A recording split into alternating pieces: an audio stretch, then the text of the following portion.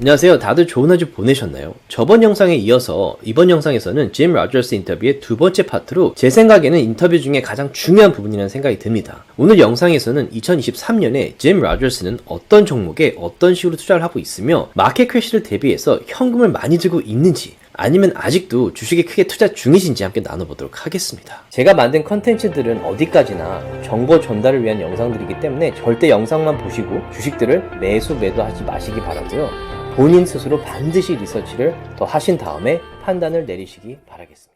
Can I ask you on how you are preparing at this point? So would you be dollar cost averaging on specific sectors or stocks, or would you be heavily in cash, or would you even be like shorting the market? If you could share this with the audience. Well, I'm heavily in cash and U.S. dollars. My cash is dollars. And when one is in cash, one has to be sure you're in the right cash, because some cashes will disappear on you or hurt you badly. So no, I have a lot of cash. I am looking for places to invest on the long side. I would suspect that we will have at least one more big rally, and I hope I will be smart enough to short that rally if it comes, because it's bound to be near the end.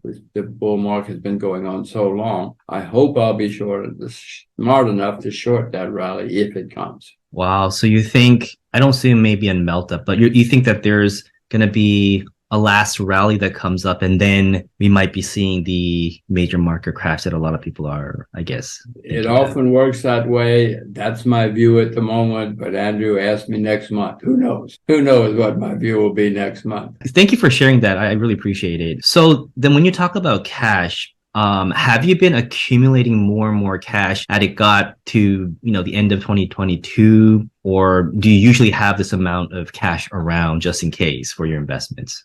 I accumulated more cash at the end of during last year, as last year went along, and so far in this year. I would love to have an interview again, maybe next year, and see what happens. But, thanks for sharing that. The other thing that I kind of was focusing on, I hear a lot about the commercial real estate debt being like, there's like 3 trillion that has to be paid off within 5 years. And I hear that like 70-80% of that loan is from the regional banks that are in trouble. I just wanted to see how you thought about this commercial real estate debt coming near the payoff date. And I think that this crash might be a commercial real estate crash, not like a residential housing market like we had in the 2008 crisis. Well, it doesn't matter what it is, Andrew. If property is collapsing, whether it's farmland or office buildings or resident, whatever it is, when property starts crashing, the people who own property or who are creditors suffer badly. And it usually snowballs. You don't have one town, one state, one whatever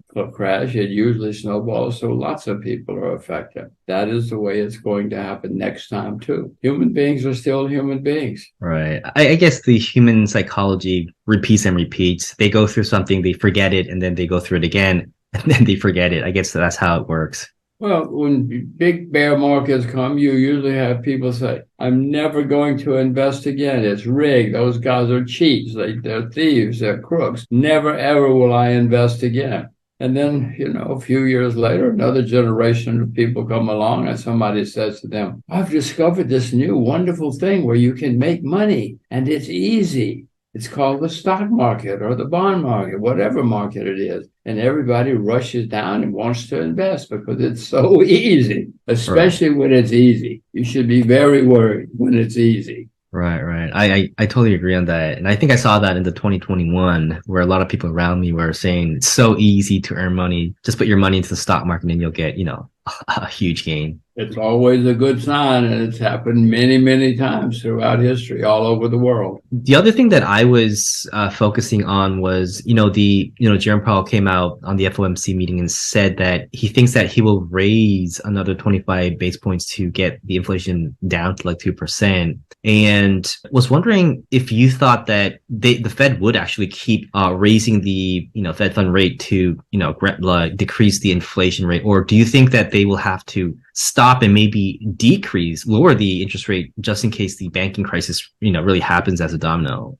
Well, throughout history, the world has had very few good central bankers. There was a great one in India a few years ago. America's had a couple in our history. But for the most part, most central bankers are bureaucrats or academics who don't really know what they're doing. And they mainly want to keep their job.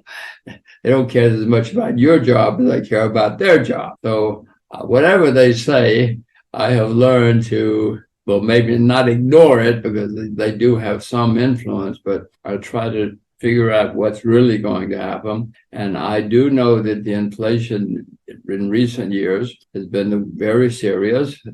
Gigantic amounts of money have been printed all over the world, more money than ever in the history of the world. I do remember that in the 70s, we had serious inflation. Things got so bad, Andrew, that interest rates, short-term treasury bills, short-term U.S. treasury bills were yielding over 21%. That's not a typo. 21%. Well, short-term treasury bills are nowhere near 21% now. So yes, I mean, markets go up, down, correct, up, correct. That's the way markets work. And that's what's happening now with inflation, in my view. We've had a correction. Central banks all think they're smart, tell each other they've solved the problem. But the problem is not solved because there's been staggering amounts of money printed all over the world, even in Asia, or especially in Asia, if you look at Japan or places. So, no, this problem is not solved yet. It may be solved for this month, but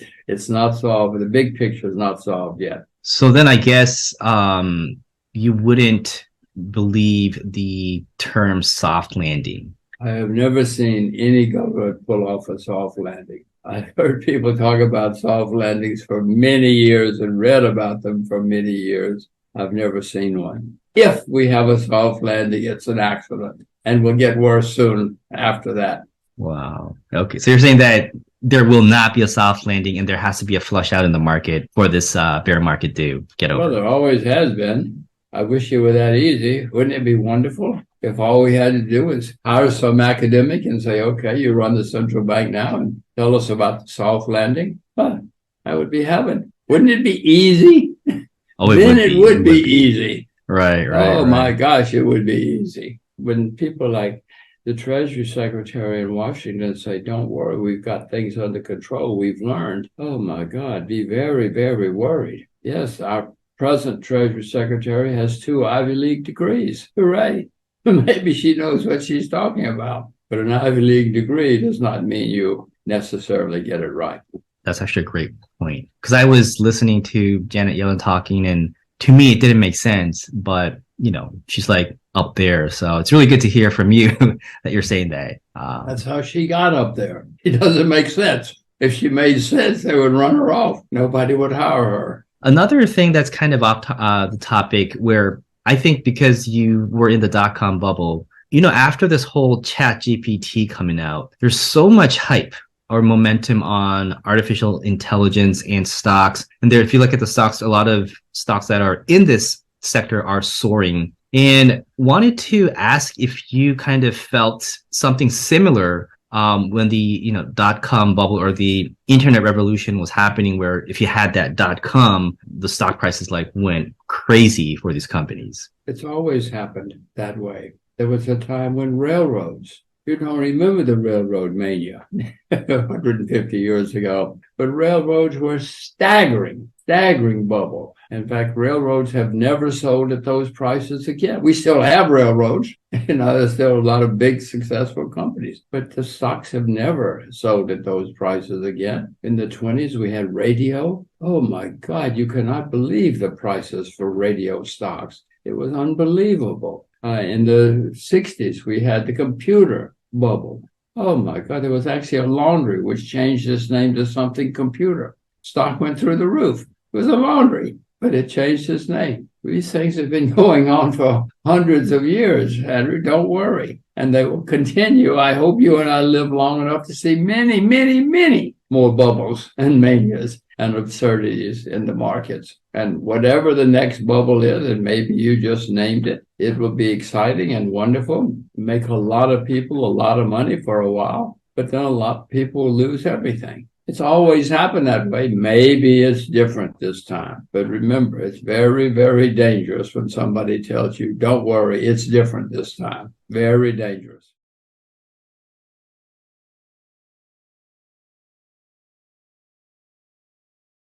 조금이라도 도움이 되셨다면 주위 분들과 나눠주셨으면 너무 고맙겠고요. 구독과 라이크를 해주시면 더욱 감사하겠습니다.